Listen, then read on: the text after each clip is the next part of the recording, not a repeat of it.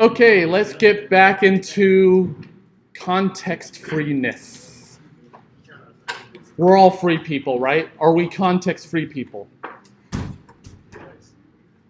I guess we're not all context free people yet. Okay. So what we would want of our grammars, right, is what? So what does this tell you about this grammar for balanced curly brackets that's kind of annoying?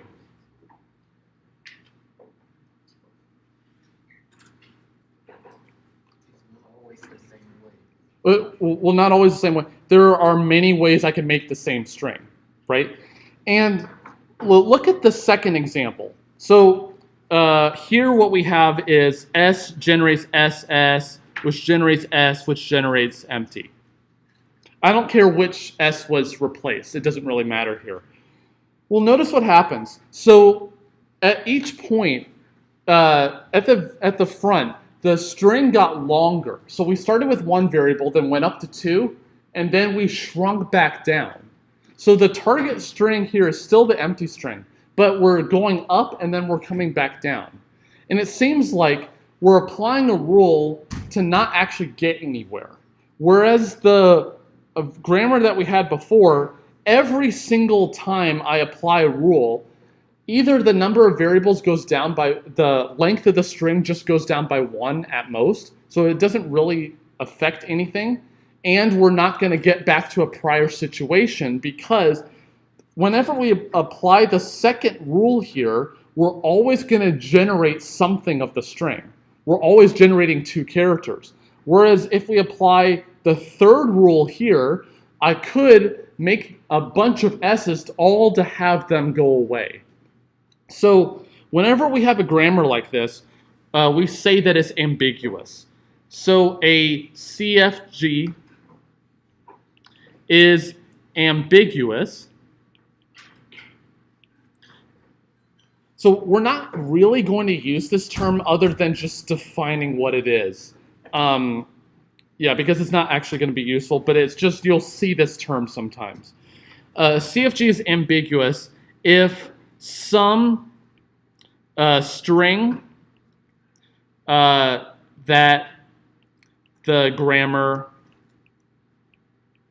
generates has at least, not less, go back, at least 2 different parse trees.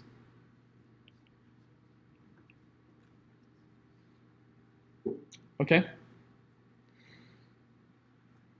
And it turns out that we can also say 2 different leftmost derivations. Because if you think about it and stare at it for long enough, parse trees and leftmost derivations are the same. So if we have 100 different parse trees, we have 100 different leftmost derivations.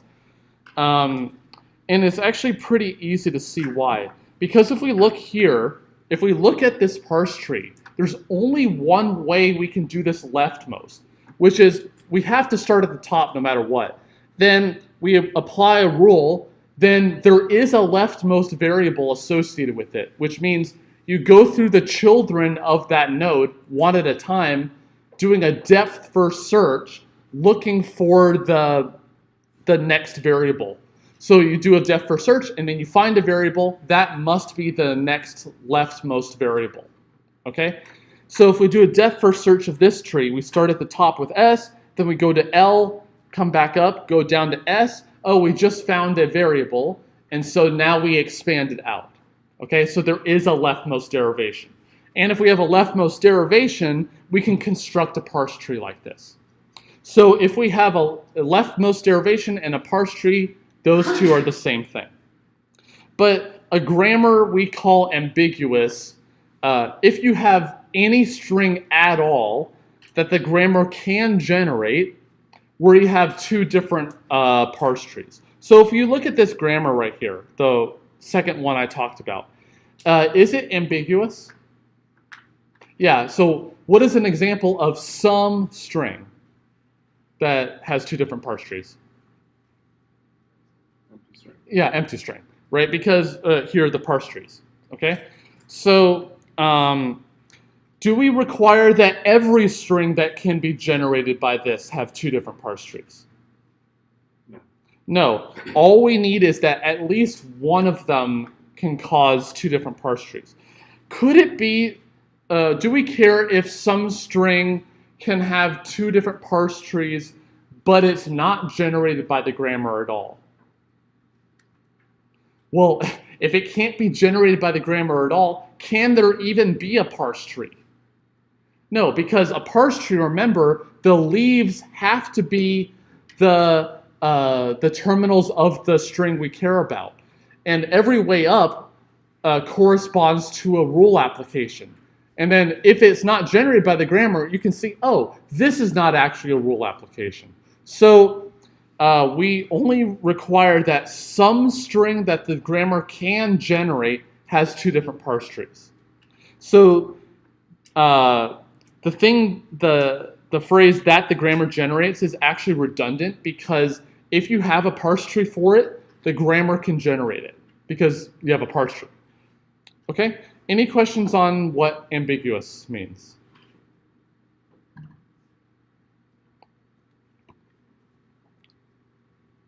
I don't have any water. Okay, let's see if I can make it. All right. What was also annoying? So this is clearly annoying, right? This grammar is ambiguous for this string, the empty string. And in fact, in this particular case, every string that the grammar can generate has at least two different parse trees. So the grammar is really ambiguous. Whereas the grammar for the same language above is not ambiguous. So you may think, well, are there some, if you have a grammar that is ambiguous, can you convert it into an equivalent one that isn't ambiguous? So that might be a question that you're thinking of. Let's actually write it this way. So can we convert any CFG into an unambiguous one? So the example above shows that it can be done sometimes, but can it be done always? It turns out that the answer is no. And we're not going to prove it because it's actually quite hard to actually prove. But there are languages out there that have every single grammar that you could ever make for it. Every single one of them is ambiguous. So you may think, okay, I have a CFG for my compiler, and I want to know whether or not it's ambiguous. Not whether we can just convert it to an unambiguous one, because it might not even be possible. Maybe we just want to know, oh, is this grammar ambiguous at all? Because how many possible strings could we test on a given grammar to see if it has two parse trees? There are infinitely many strings. Do you think we have infinite amount of time? No. So, in fact, what we may possibly, even though it's difficult, prove near the end of the semester is that question is not possible to compute on any computer. To determine, I give you a CFG or a grammar for a programming language. I want to know whether that grammar is ambiguous or not, because that might be useful for a compiler's point of view. Because if it can be generated in two different ways, then that might not be good for replicability of understanding whether the compiler actually works or not. And it turns out that question is not possible to do on any computer. It's uncomputable to actually determine whether a grammar is ambiguous or not. So we may return to that later. But you may think, okay, well, is there any hope at all of removing some ambiguity? Clearly, for this reasoning, if this is true, we can't remove all ambiguity. Maybe we can reduce some. And one string that we've seen over and over again be really useful here is which string? What is our favorite string? Empty string. Why is the empty string really useful for grammars in particular? Well, think about what happens. If you have a variable that goes to empty, then The goal is to get a string full of terminals at the end, no variables. So if a variable exists, what do I want to do with it? I want to make it go away. Or maybe apply another rule, but eventually I want the variables to go away. So if we have rules that have a variable goes to empty, those are really nice. But one of the problems is if we have a variable that goes to empty and we have a rule that goes back to that same variable, like this example, what happened with the empty string here? What is the problem with the empty string in this grammar? I can make it multiple ways. Maybe because the empty string is kind of vital to context-free grammars and grammars in general, maybe we want to reduce the ambiguity at least for the empty string. That might be a worthwhile goal. Maybe we can reduce the number of possible parse trees for the empty string. Maybe we can do that. But here's another thing. So look at the S to SS rule, the third rule here. One thing that we saw that was annoying was ignore the fact that there's an empty rule here. Notice that if we wanted a relatively short string, what we can do is we can make a whole bunch of S's and then collapse a bunch of them to get a really small string. It seems like whenever we're applying a rule, we may not know whether or not we're making actual progress to making the final string. In this case, we could do some work to make a long string and then cut it short.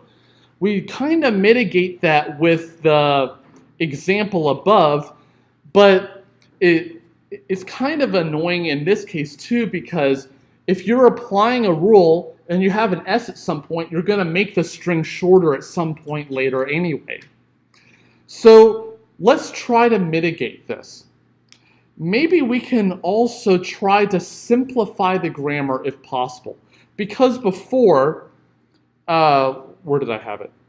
So the definition of a CFG says you can put anything you want on the right side. Well, we can't restrict it too much, because if we restrict it too much, we're back to regular grammars. And we can't stay in regular grammar land. So let's try to see what we need. Well, what string must we have if we want the context-free languages? What string should we always have? The empty string. So let's make some notes here. So we must have an epsilon rule somewhere. We must have an epsilon rule somewhere.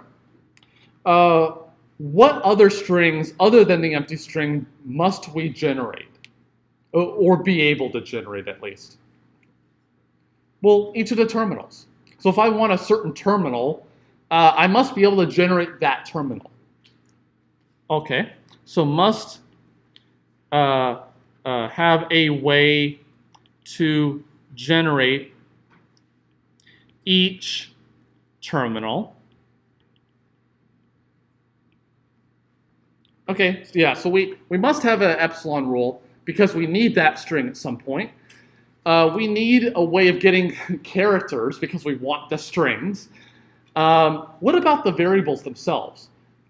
If I just restrict you to go from one variable to another, just a single other variable, is that enough?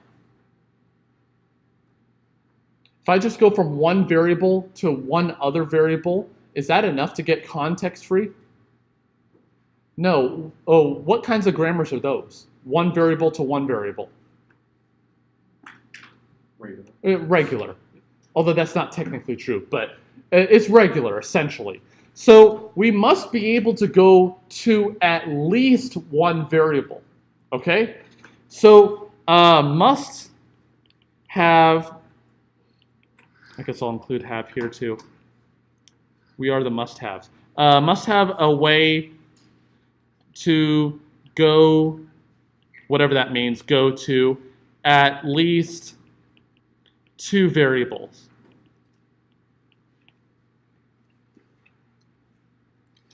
Well, let's actually observe something interesting. I claim I can change this at least to exactly 2 variables. And it won't change anything. Why is that true? Notice what I'm asking you all the time. Asking why is something true? Not just that it's true, why is it true? Well, notice. Well, if it's not exactly 2 variables, what must it be? Terminal or an epsilon? Well, terminal or epsilon, I'm talking about just variables, only variables. If it's not 2, it's 1. 1, and we'll deal with 1 in a bit. But if it's not 1 or 2, it is? 0. Well, 0, 2. Otherwise, it can't be negative. It's 17, yes. So let's look at 17 variables. The power of dots. Let's see. Notice that this could work in general. 17 is not that special, other than the fact that it's prime. 17 variables. Well, could I whittle this down to maybe more rules that have exactly 2 variables on the right side?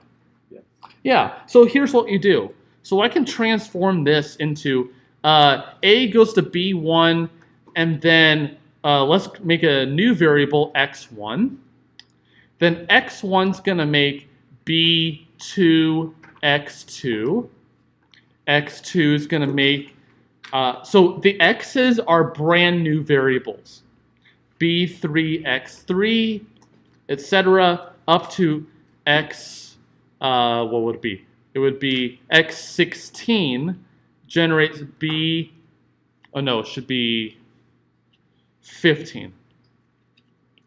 The art of understanding your indices. B16, B17, because I gotta exit gracefully. Maybe I'll do one more before to make it clearer. So x14 generates B15. Is that the name of a bomber? B15? Yeah. Okay. Just say yeah and nod your head. Agree with Ryan whenever you can. Okay. So I can claim that if you have more variables on the right side, I can just replace it with just a bunch of rules that have exactly 2 variables, which is nice. Well, are all rules going to look like this in an arbitrary CFG? No. No. What could happen? What can appear in the middle? Terminals. So let's just say that we have a rule that has like a B1 in it, and then some point later there's a terminal X in there, and then Bn. So a bunch of variables, we don't really care. There's a terminal somewhere in there. Maybe at the front, maybe at the end, doesn't really matter. What can I do to transform this into this rule type? So it has mixed right side, but I want to fix it so that it just has variables. What could I do? What if we just made a dummy variable that makes exactly that terminal and nothing else? So here's what you do. So let's just say I have this rule again, but I'm going to make a brand new variable called u sub x, which is just going to make that terminal and only that terminal x. And in the other rule, I'm going to replace it with u sub x. And if I do that for every terminal in the rule above, then I'm going to have a rule with a bunch of variables on the right side, and then I can whittle them down. So in fact, no matter what grammar you have, you can transform it into a grammar that looks like this. Okay? Any questions about that? But there's a problem. There's always a problem. Does this fix the epsilon problem that we had before, where it could have 2 different parse trees? No. So if you actually go through this, it'll do exactly the, well, not exactly, but it'll still have 2 different parse trees at least.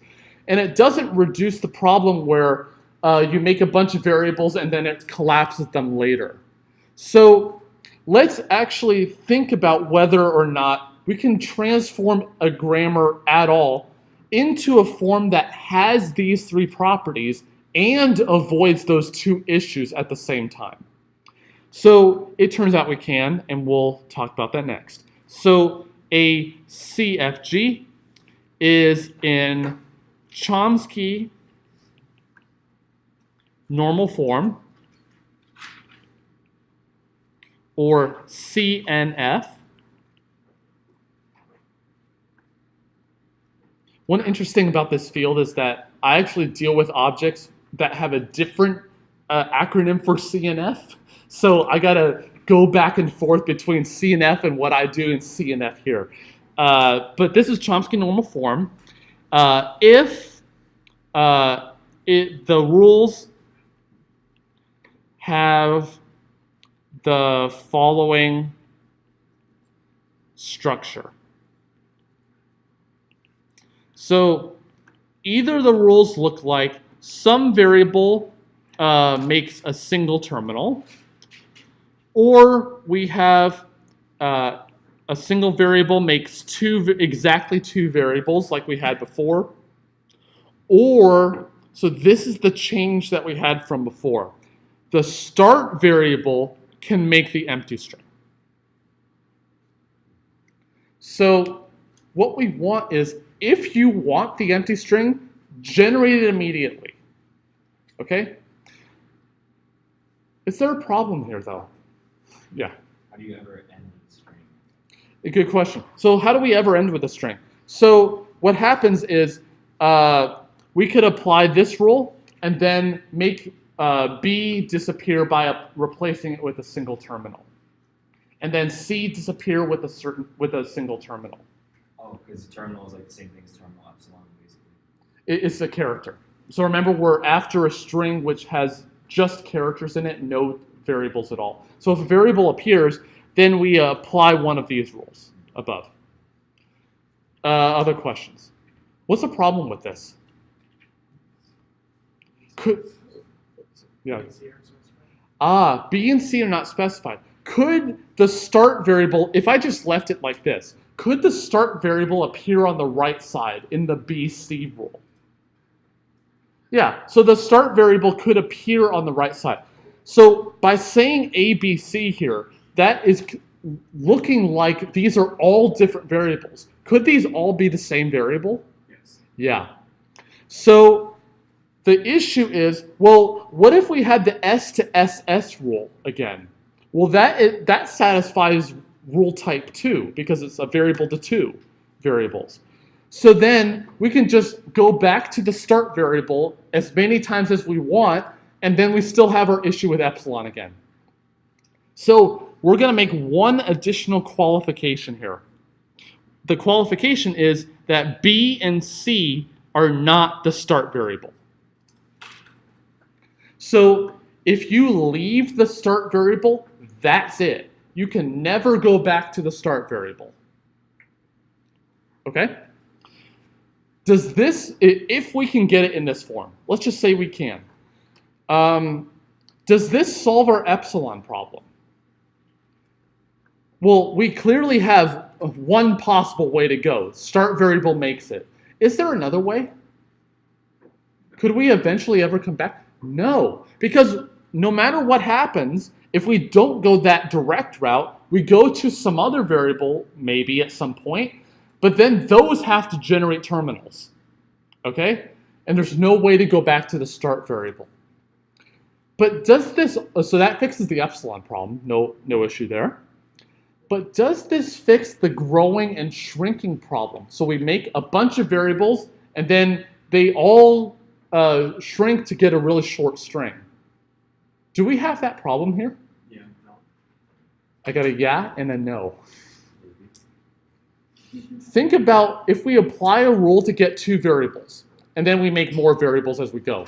Can any of those variables go to epsilon? No, because the start variable doesn't appear on the right side. So this is actually really nice. If we generate a variable at all, then it must make progress toward making the string. It must make something of the string, okay? Besides the fact that this is a lot easier to look at, it's just two variables, a single terminal, or start makes epsilon. It's easier to look at, but it's easier to analyze, and we avoid the ambiguity with the empty string that we had problems with, okay? So can every grammar be converted into this form? Have we proved that every grammar can be converted? No, we have not. We just defined it here. Maybe it's not possible. But maybe let's actually try to actually get this. Well, let's see. Is there an easy way to make sure the start variable doesn't appear on the right side? Is there an easy way to fix that? So let's see. Let's actually do an example and then try to convert it into CNF, and we'll see how it works in general. So let's actually do the really horrible example that we talked about before, this second one for balanced curlies. Now I want curly fries. Let's see. So let's look at this example. Does the start variable appear on the right side of any rule? Yeah, there's only one variable, so yeah, it does. So is there an easy way to fix this so that the start variable does not appear on the right side of any rule and we have the same language as before? Yeah, how do we do that? New start variable. And what does this new start variable generate? Well, let's see. If we had a new start variable, I'm going to call it S0. And it must generate something. Well, if I just generate the empty string, do I have the same language as before? No. What must it generate? The old start variable. Are we required to put the S to epsilon rule in? No. If you have a language that doesn't have the empty string in it, you don't have to have this. So these are just the rule types. You don't have to have them, but they're there if you want them. Well, let's see. So this is the first step. First step in the 12-step process. No, there are only 5 steps. This is the first step. So let's see. Here S0 is the new start variable. S is the brand new start variable. Well, does this change the language? Let me not try to fool you here. Are we changing the language here? No. If we had a derivation before in the black grammar here that started with S, do I have a derivation for the same string that starts with S0? Yeah, just apply the S0 goes to S rule and then do whatever you did before.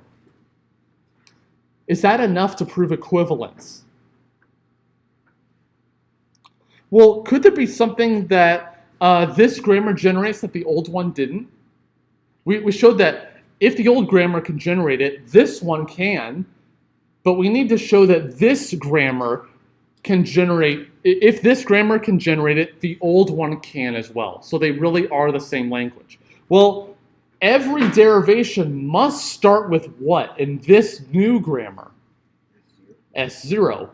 Well, can I get a derivation that starts with S, not S0, for the old grammar? Yeah, what do? Well, in this grammar, S0 must produce S because there's no other rule associated with S0. And then S generates whatever. Well, what do you do here? You just chop off the front. Do I now have a derivation for the old grammar for the same string? Yeah, because it must start with S and we didn't modify anything else. So, in fact, we didn't change the language. And now we avoided the start variable issue. So, in fact, we're done with the BC on the right side not equal to S. Okay? Any questions about that? Is this grammar right now, with the modification in red, is it in Chomsky normal form? No. So what's problem with it? Yeah, epsilon. So that's actually the problem we're going to address next. What's the problem with epsilon in this grammar here? Yeah, the only variable that can generate the empty string is the start variable only.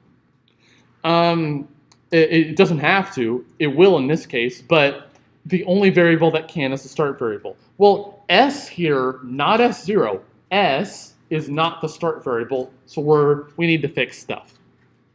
So second step.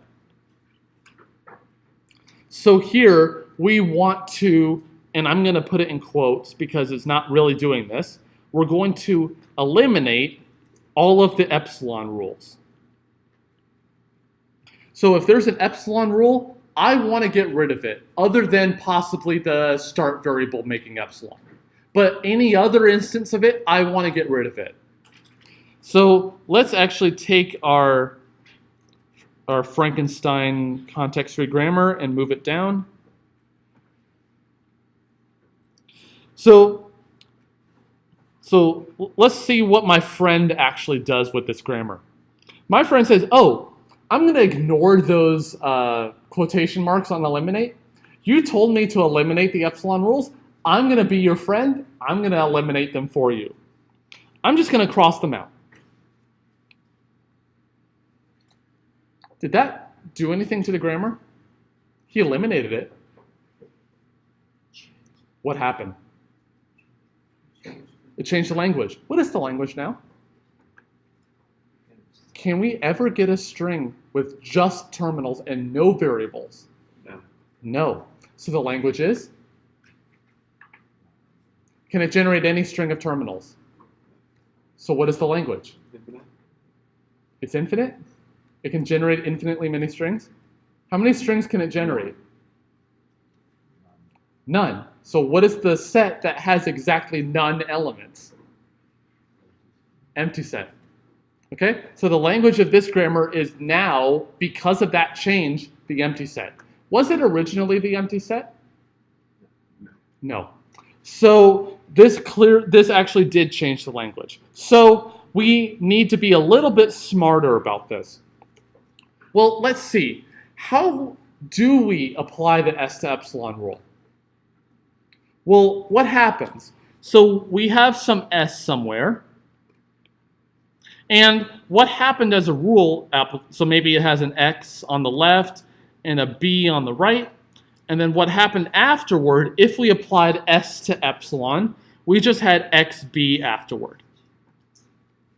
Okay, so let's just try to understand where it actually comes from. So let's see. For that reason, can S itself, so this may seem like a stupid question, but it really is important.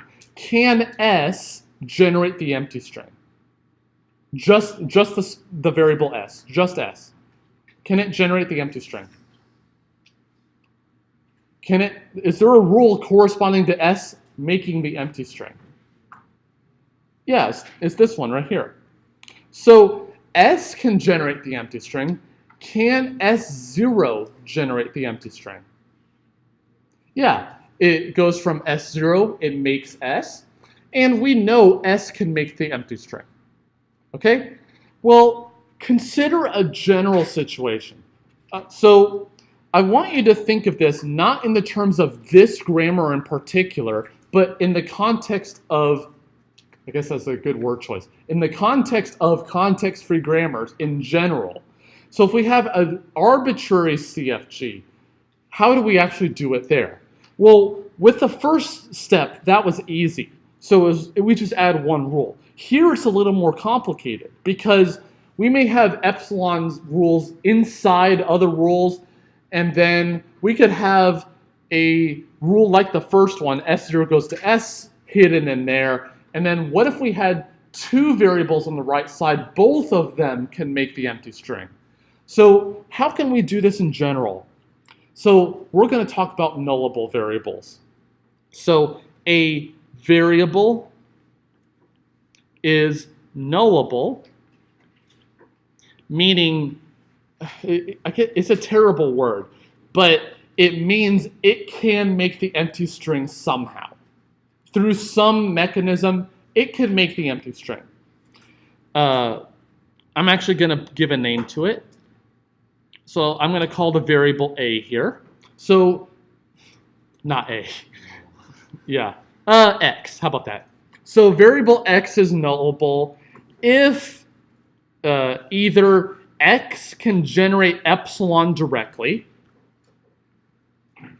or there's a rule x goes to u1, u2, the band, un, where all of the variables on the right side, the ui, are nullable.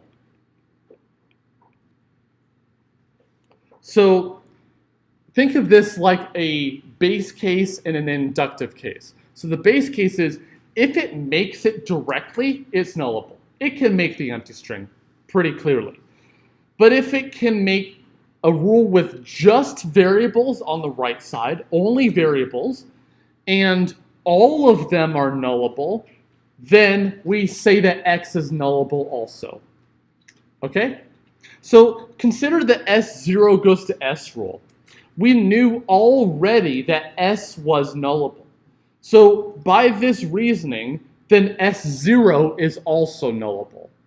Because the variables on the right side are all nullable, then the thing on the left is too. So are both variables in this grammar nullable then, for that reason? Yeah, so is S nullable? Yeah, and what is the witness to that? What is the proof? Yeah, the rule that makes it. So we now mark S as nullable. So any rule that has just S's on the right side, the variable on the left is also nullable. So then is S0 nullable? Yeah, so we're good. So in this grammar, in this CFG, both S0 and S are nullable. Cool. So can any of you give, I know it's late, but can any of you give me a high-level explanation of what nullable means? Not the definition here, just a high-level explanation. It generates epsilon, or it leads to generating epsilon? Yeah, so there's some way it can make the empty string. Fine. Could a variable, even if it's nullable, it doesn't matter, could it generate something that's not the empty string? So this says it has some way to make the empty string. Could it make something else? Yeah. So just because it's nullable doesn't imply anything other than it can just make the empty string. So let's see. Let's look at, say, this rule right here. I'm going to box it. So it could be, if we applied this, we're going to get the S variable here. Try to do it backwards. The S variable here. So the S on the inside, could it generate the empty string? Yeah, but could it possibly not generate the empty string? Yeah. So we need to be able to account for all of those possibilities. Either it does or it doesn't.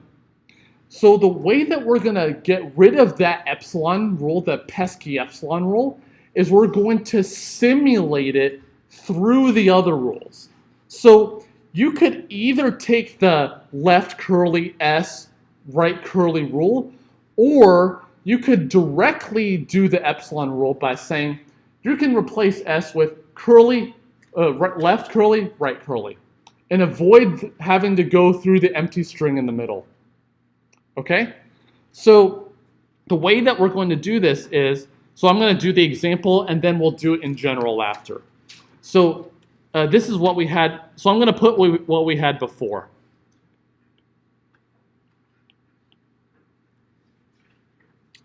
So this is what we had before, and I'm going to do a different color for what we have after.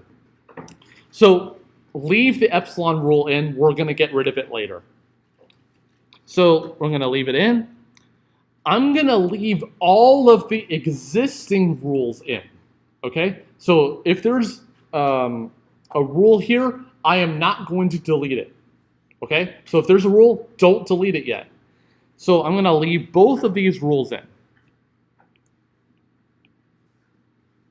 But the issue is, well, I'm going to try to simulate say this rule through S potentially going to epsilon directly. So instead of having this drill down in and then eventually it makes epsilon, I'm going to allow you immediately to go that route and basically simulate it through another rule. Well, there are two choices. Either this S in the middle, it stays there and generates something non-empty, or it goes away and effectively is empty. So this case handles when S does generate something non-empty. But what if S did generate something empty? What is a rule to mitigate against that or to simulate it? Just the left and right track. Yeah, just the left and right, yes. And those are both possibilities because there's only one variable here. There's only one S to consider. So we handled, namely, both possibilities. Well, so we did that rule. What about this one over here, the SS rule?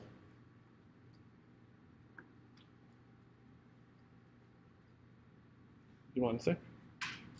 Well, how many possibilities of this S either stays there or it leaves? Well, the first one can either stay there or drop out because it makes epsilon.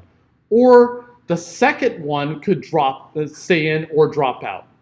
But those possibilities can happen independently. So in fact, we have 4 possibilities. Well, the SS rule, we're done with that. Well, what if one of the S's goes away? What is the right side of that rule now? Just S. Well, do you think it would be sensible to have a rule S goes to itself and nothing else? Yeah, probably not. So we're not going to deal with that. And the other case is true. If I let the second one drop out and keep the first one, we get the same thing. So I'm not going to put that in. What if both of them drop out? What string do we get at the end? Epsilon. Well, do I have that rule already? Yeah, so we're actually done. So I want you to realize that we're simulating this second rule as if S went to empty with the fourth rule. So we're simulating it indirectly. We're giving you another choice. Okay, and then I'll put back in the S0 goes to S rule. And I'll keep the colors just correct. Well, we handled all of the S rules. What about the S0 rule? Is S0 nullable? Yeah, so what should we do with the S0 rules? Yeah, so we better not remove the rule that's already there, but then we add or empty. Because we know S is nullable, and so we needed to simulate both possibilities. Either S stays or it leaves, and we're allowed to put epsilon for the start variable, so we're okay here. And now, finally, I know you guys have been waiting, we can finally delete the epsilon rule downstairs. Okay?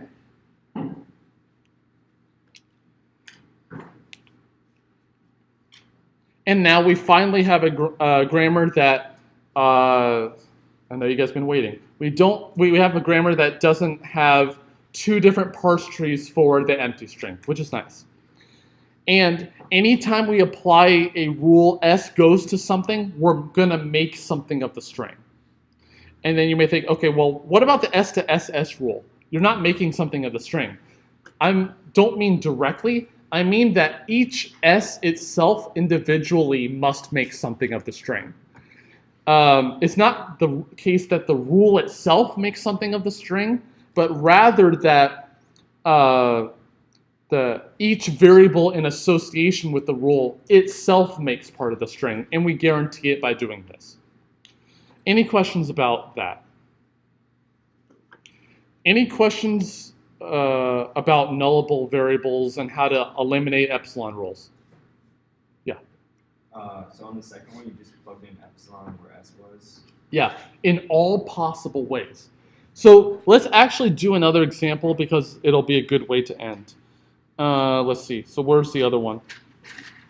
I'll copy and paste the original grammar that we had.